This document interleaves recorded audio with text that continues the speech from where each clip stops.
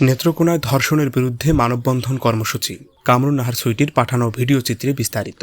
নেত্রকোনায় সমাজে দিন দিন বেড়ে চলা ধর্ষণের প্রতিবাদে মানববন্ধন কর্মসূচি অনুষ্ঠিত হয়েছে। সাধারণ ছাত্রছাত্রী ও সচেতন নাগরিকরা এতে অংশগ্রহণ করেন। শুক্রবার বাদ জুমা জেলা প্রেস ক্লাবের সামনে এ কর্মসূচি পালন করা হয়। মানববন্ধনে বক্তব্য রাখেন নাওফি রহমান খান পাঠান, সৈয়দ সাদিকা ইসলাম এবং শ্রাবণ ইসলাম সহ এনসিপির নেতৃবৃন্দ। তারা বলেন, ধর্ষণের মতো জঘন্য অপরাধ সমাজে চরম অস্থিরতা সৃষ্টি করেছে।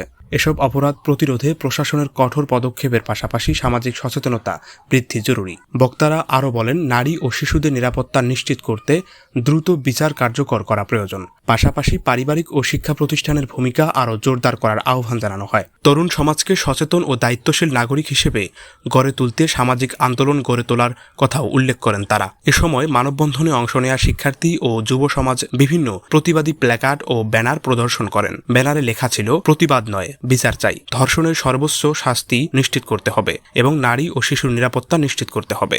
মানববন্ধনে অংশগ্রহণকারীরা বলেন, একটি নিরাপদ ও মানবিক সমাজ গঠনে সবাইকে ঐক্যবদ্ধভাবে কাজ করতে হবে। তারা ধর্ষণের বিরুদ্ধে সামাজিক প্রতিরোধ গড়ে তোলার আহ্বান জানান এবং ভবিষ্যতে এ ধরনের সচেতনতামূলক কর্মসূচি অব্যাহত রাখার দাবি জানান। হৃদয় হাসান, ডেস্ক রিপোর্ট, প্রথম টিভি।